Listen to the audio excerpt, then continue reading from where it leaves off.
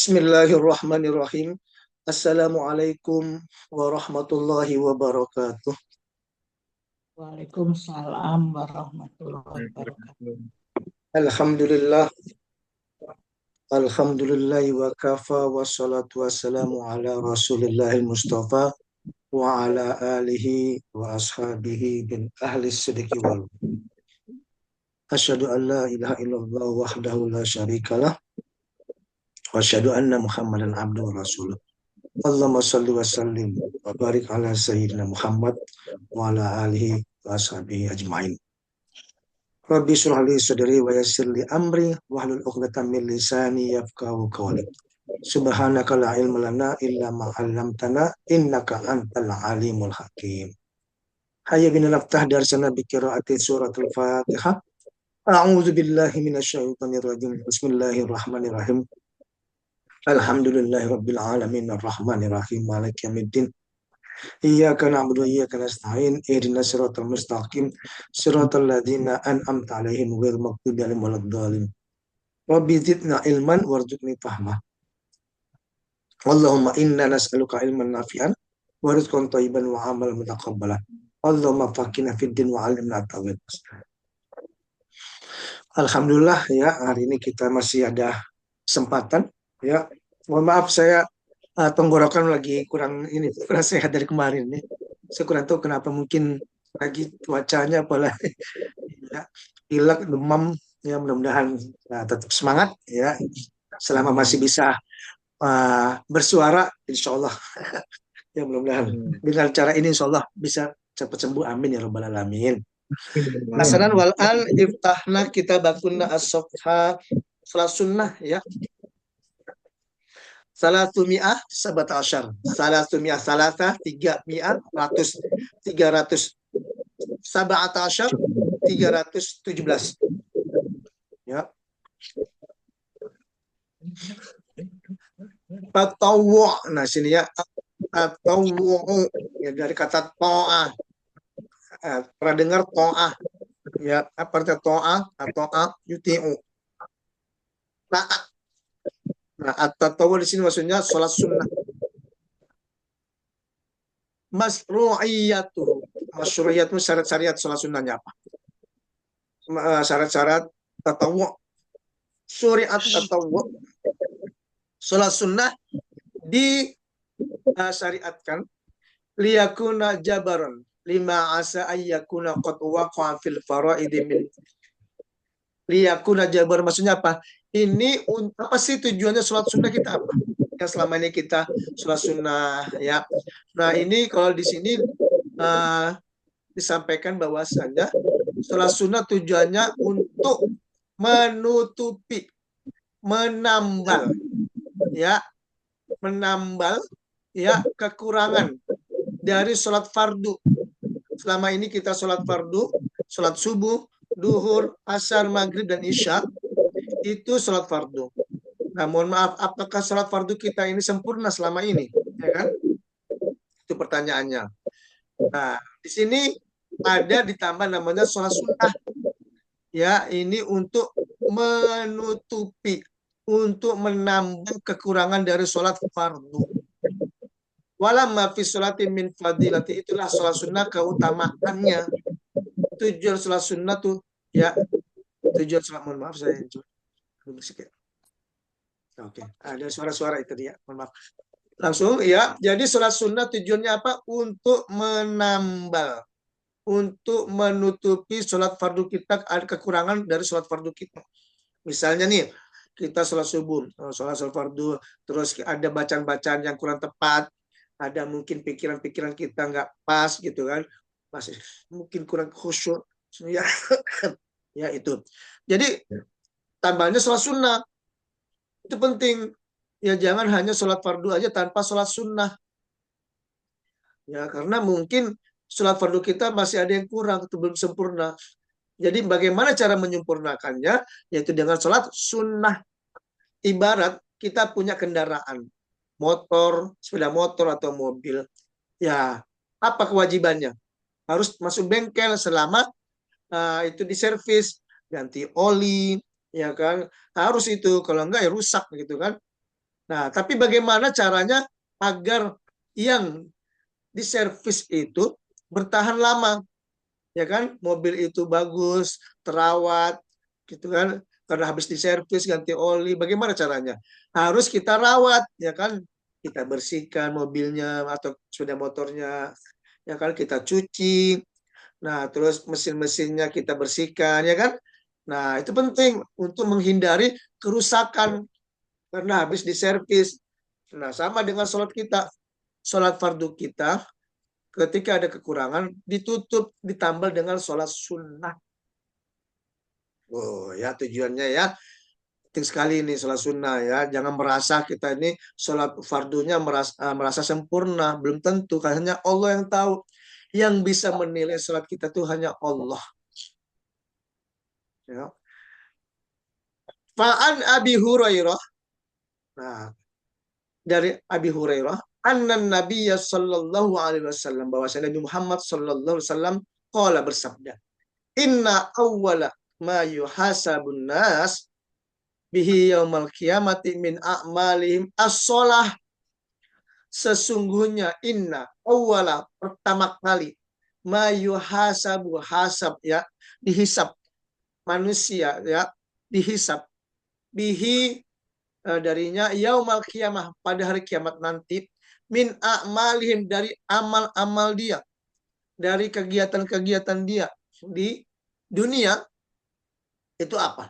Sholatnya. Nah, pertama kali yang akan dihisab, yang akan ditanya ketika kita ketika nanti di akhirat, ketika dikumpulkan, itu sholatnya dari amal-amal yang lainnya.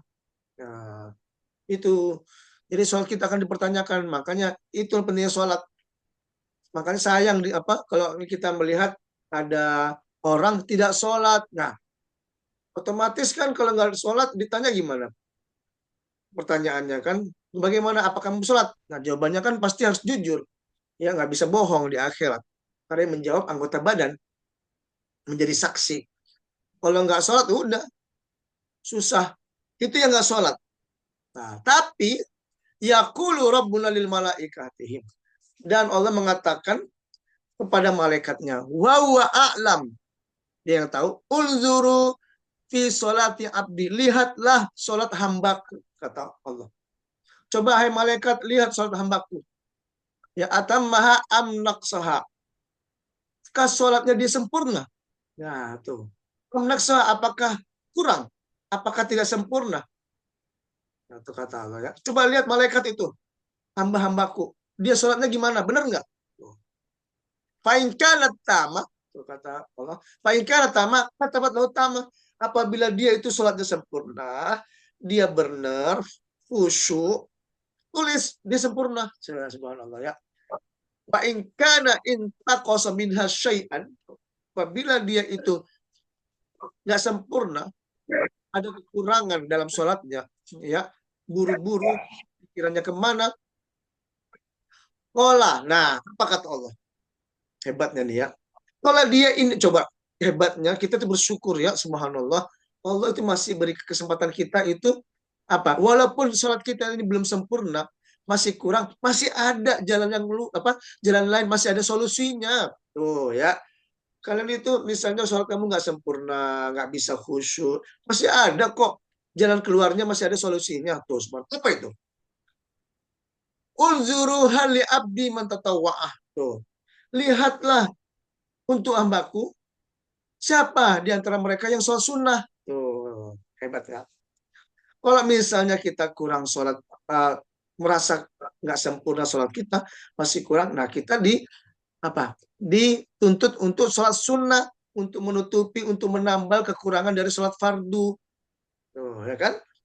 Kalau apabila sempurna, tulis dia sempurna.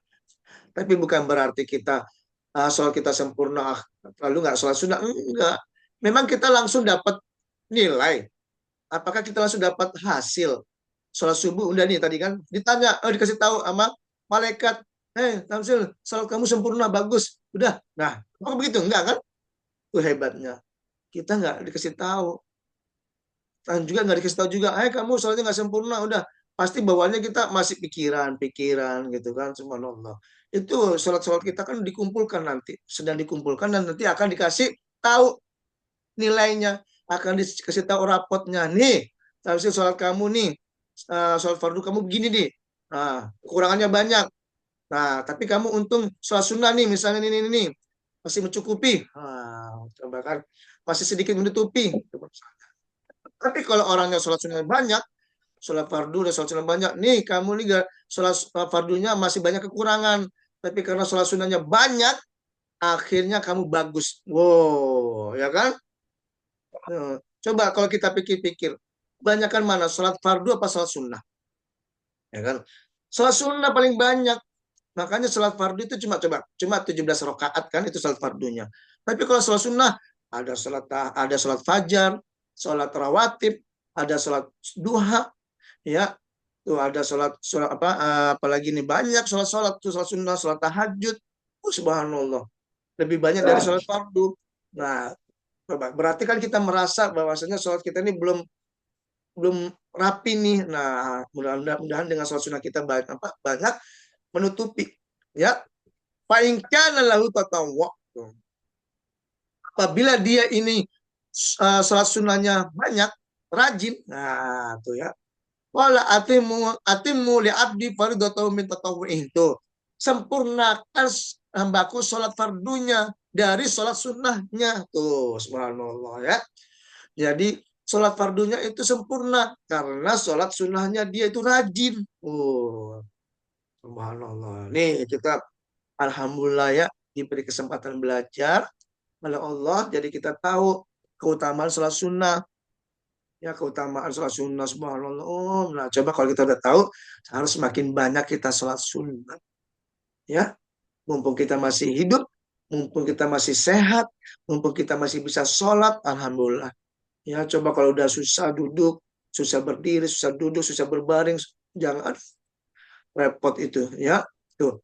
Nabi Ayub aja subhanallah ya, dikasih ujian, dia dikasih ujian sama Allah, masih tetap sholat. Coba bayangin. Ketika dikasih penyakit, tetap sholat. Tapi ketika dia mendapatkan penyakit yang sangat mengganggu ketika sholatnya, baru dia berdoa kepada Allah.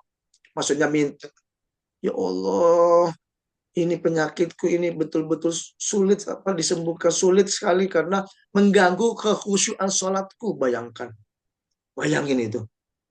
Ya subhanallah. Ya karena masih pingin sholat tapi dia merasa terganggu karena gatalnya itu nggak kuat itu kan, merasa coba subhanallah ya. Nah kita ini masih sehat, ayo kita manfaatkan kesehatan ini untuk sebanyak-banyaknya untuk sholat sunnah khususnya ya, sholat taubah. Ada lagi nama sholat tasbih, subhanallah ya. Kalau kita lagi kosong, udah sholat aja, baca Quran, ya, keluar jalan-jalan bantu-bantu, ya. Cuma nah, cuma tuh kedua amal ala nah itulah akan diambil ya di sini kita lihat di halaman 317 ya. Kita baca artinya ya. Sesungguhnya amal ibadah manusia yang pertama kali dihisab adalah sholat. Allah berfirman kepada para malaikatnya, Dia Maha mengetahui. Lihatlah sholat hambaku, apakah ia melakukannya dengan sempurna atau tidak sempurna. Jika sholatnya ia lakukan dengan sempurna, maka ditulis bahwa sholatnya sempurna. Jika terdapat sedikit kekurangan, Allah berfirman, lihatlah apakah hambaku, ya, apakah hambaku melakukan sholat tatawwu, sholat sunnah. Jika ia melakukan sholat tatawwu, Allah berfirman, sempurnakanlah sholat fardunya dengan sholat tatawwu, sholat sunnahnya. Kemudian semua amal ibadah dihisap dengan cara demikian. Ya, subhanallah ya. Nih. Di sini disampaikan juga Abu Umamah ya, di bawahnya itu ya. Abu Umamah meriwayatkan, "Ma udhina li 'abdin fi syai'in afdala min rak'ataini yusallihima wa innal birra la yudarru fawqa ra'sil 'abdi ma dama fi sholatihi." Allah tidak mendengarkan bacaan seorang hamba yang lebih utama daripada bacaan dalam 2 rakaat sunnah. Yang ia kerjakan. Sesungguhnya kebaikan ditaburkan di atas kepala seorang hamba selama ia masih sedang mengerjakan sholatnya. Subhanallah ya. Nih, kalau kita bahas sholat sunnah, ya, subhanallah, alhamdulillah. Nah, dalam buku Muwatta, Malik berkata, telah sampai berita kepadaku bahwa Nabi Muhammad SAW bersabda, Istaqimu. Coba kita lihat di sini, Istaqimu walan tuhsu. Nah, ini ya, Istaqimu itu luruskan atau istiqomah. Oh, ada orang masuk. Mohon maaf.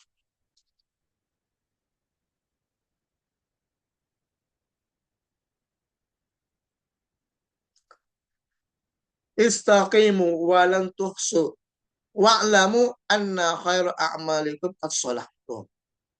Istiqim itu lurus atau istiqomah, ya, istiqomah walang tusuh. Nah, di sini ya di halaman 318.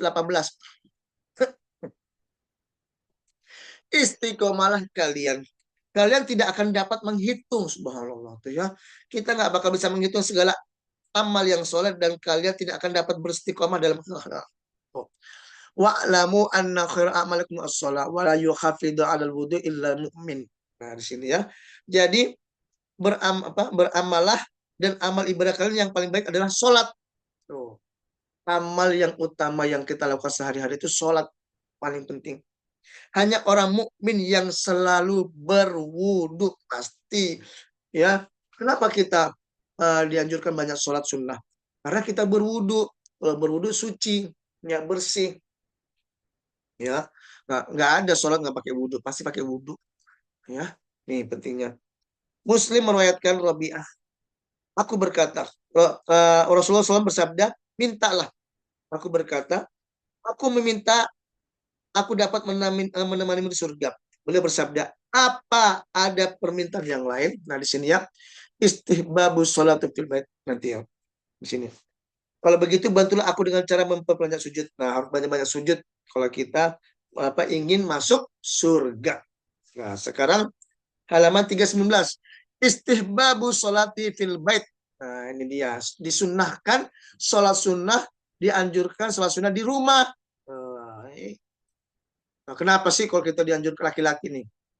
Kalau di laki-laki kan sholatnya kan di masjid. Tapi sholat sunnahnya dianjurkan di rumah. Nah, ini kita bahas. Rawiyah Ahmad. Diriwayatkan Ahmad wa Muslim an Jabir anna Nabiya sallallahu alaihi wasallam qala, bahwasanya Nabi Muhammad SAW bersabda qala, idza shalla ahadukum shalat fi masjidihi. Nah, apabila di antara kalian sholat itu sholatlah di masjid, falyaj'al li baitihi. Nah, dan jadikan rumahnya nasiban min sholatihi. Jadi jadikan rumahnya itu betul-betul harus diisi dengan ibadah sholat juga. Nah, ya, misalnya nih, mohon maaf, ya, karena mungkin istrinya lagi berhalangan, ya kan? Nah, suaminya sholat di masjid. Nah, kalau bisa sholat sunnahnya di rumah, atau sholat sunnahnya boleh juga di masjid, boleh. Khawatir ketinggalan, boleh. Terus setelah sholat fardu, boleh sholat sunnahnya di rumah nanti. Nah, biasanya kan begitu. Ada kan kita lihat jamaah-jamaah itu ada yang nggak sholat sunnah, tapi sholat sunnahnya di rumah. Ya, kenapa? Biar rumahnya itu terisi.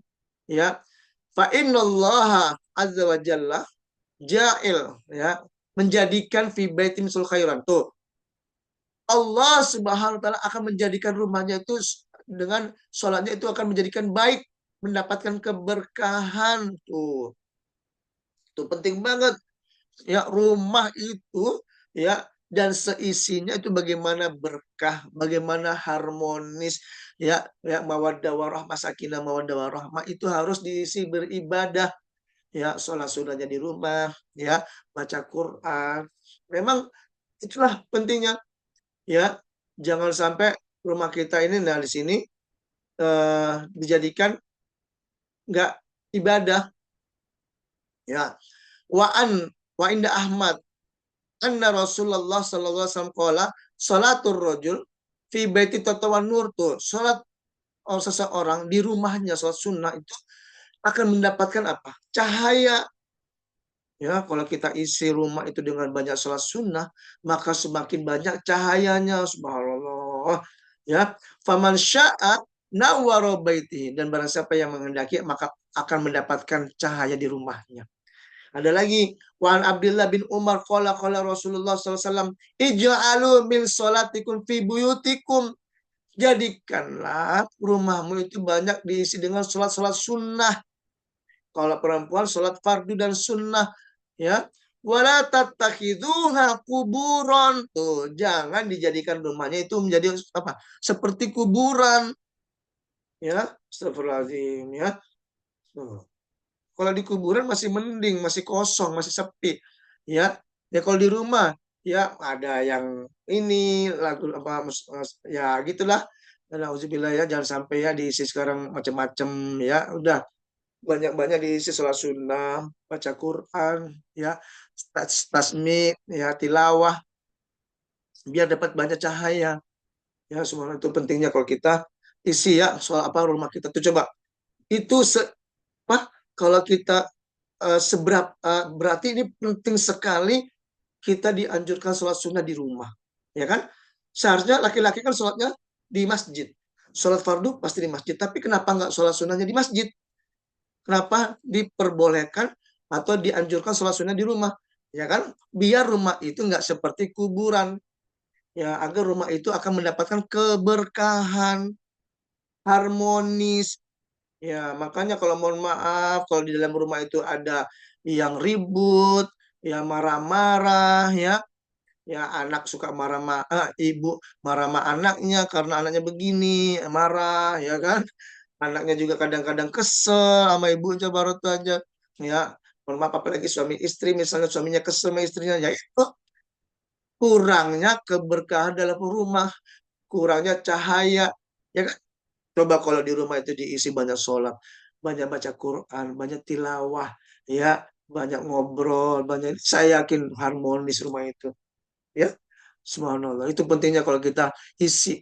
Ya memang kalau dulu tuh kan enak tuh kalau kita lihat subhanallah rumah itu sampai kalau saya itu ingat banget sebelum sholat subuh itu ayah saya itu apa mendengarkan apa nari apa salawat nariyah.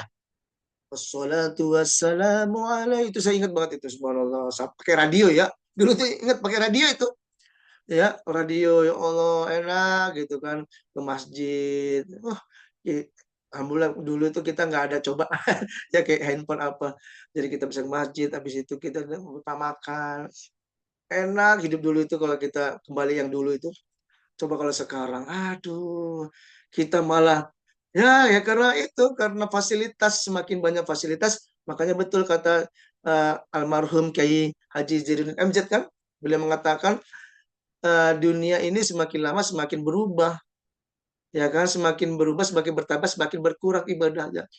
Kata Zainuddin MZ kan, dia mengatakan dulu itu kita dengar di rumah-rumah di musola itu banyak yang baca Quran, yang ini ketika TV belum ada, ya kan? Ketika TV ada berkurang yang baca-baca ya. Ya kan udah mulai sibuk nonton. Nah sekarang TV-nya udah nggak laku, sekarang oh tambah lagi ya Allah ya kan. Nah ini hati-hati nih, jangan sampai dunia ini akan kebalik, dunia semua akhirat udah nggak ada. Ya hati-hati nih jangan sampai ibadah kita ini habis di apa ditutup dengan apa kegiatan-kegiatan duniawi. Nah, ini bahaya ini. Karena respon-respon, mohon maaf, respon-respon belajar sudah mulai berkurang. Respon-respon ibadah juga udah mulai menurun, ya. Udah mulai ini. Karena banyak-banyak kegiatan. Udah mulai banyak konten, udah banyak ini. Ya, ayo kita sebagai orang tua, ayo kita didik anak-anak kita nih. Kita jadikan apa ya, uh, penerus generasi. Ya, karena memang saya perhatikan di masjid-masjid ini udah mulai berkurang penceramanya, ya udah mulai khotib-khotibnya udah mulai susah nyarinya, ya karena itu aja orangnya, generasinya udah mulai nggak ada. Yang keluar dari pesantren juga yang mungkin ada, tapi kan mereka juga pingin nyari nafkah, ya kan, nafkah mungkin bisnis, mungkin usaha. Ya mohon maaf dari ngajar itu nggak bisa, mohon maaf ya gitu kan, dari ngajar itu ya begitu nggak bisa banyak kita dapatkan, ya betul. Coba kita lihat guru ya, secukupnya, sederhana. Dosen juga nggak bisa banyak ya karena paling banyak pengusaha-pengusaha. Tapi mah itu akhirnya apa rata-rata udah mulai berkurang. Jadi guru ya mohon maaf, guru yang terpaksa jadinya. Ya, itu ya hati-hati jangan sampai kita tuh kekurangan guru juga. Ya, banyak udah mulai usaha semua. Udah mulai ini. Ya, hati-hati ya. Kita penting nih kita jadikan anak-anak sebagai apa ya, pengajar lah, pengajar di rumah ya, mendidik. Karena kalau kurang ilmu berarti kita nggak bisa mendidik anak nanti. Nih ya pentingnya. Jadi sholat sunnah itu di rumah itu dianjurkan. Ya, lanjut. Ruya Abu Dawud bisnadin sahih an Zaid bin Sabit. Ala Nabi sallallahu alaihi wasallam sholatul mar'i fi baiti afdal. Tuh. Sholat di rumah itu lebih utama min sholati fi masjid hada. Tuh kata Rasulullah. Ya. Jadi sholat di rumah itu lebih utama loh dari apa? Min sholati fi masjid daripada sholat di masjidku kata Rasulullah. Kecuali illa al maktubah, kecuali sholat fardu. Ya jangan sampai dia salah artikan. Kalau sholat fardu itu tetap di masjid, tapi untuk sholat sunnah dianjurkan di rumah. Ya. Wa fi hadil hadis dalil ala istihbab sholat tatawwu fil bait. Ini menunjukkan bahwasanya disunahkan sholat sunnah di rumah. Wa anna sholatahu fi afdal min sholati fil masjid. Bahwasanya sholat sunnah di rumah itu lebih utama daripada sholat di masjid. Subhanallah ya. Saking apa tuh? Saking penting banget itu biar rumah itu mendapatkan cahaya, mendapatkan keberkahan ya, biar anak-anak kita yang perempuan tuh ngelihat, ya Allah orang tuanya sholat, diajak lagi sholat sunnah juga ya. Tuh, ya, jadi ngelihat, jadi seolah-olah dalam rumah tuh nggak ada istilah, wah kok nggak ada yang sholat, nggak ada ini, nggak, tapi tetap sholat sunnah. Tuh. Coba kalau logikanya ya, kalau kita diwajibkan sholat di masjid kan otomatis kan sunnah fardu di masjid. Tapi kan di sini kan udah sholat sunnah di rumah aja, biar rumah kamu dapat ini, dapat cahaya, Allah lindungi, malaikat banyak gitu kan dijaga. Ketika ada sesuatu yang kurang menyenangkan, insya Allah malaikat akan apa? Akan menjaga, akan merubah, subhanallah ya. Tuh, karena dari sholat kita. Qala Nawawi innama hatafin ala nafilah fil bait likauni fa wa abada anir riya wa aswan min betul. Penting banget nih. Ya, mohon maaf. Kalau ada pertanyaan silakan. Kenapa sih kita di sholat-sholat sunnah di masjid? Dikhawatirkan. Nah, kita lihat di buku ini masih ada nggak di kita lihat terjemahannya. Nah, ternyata sholat penting.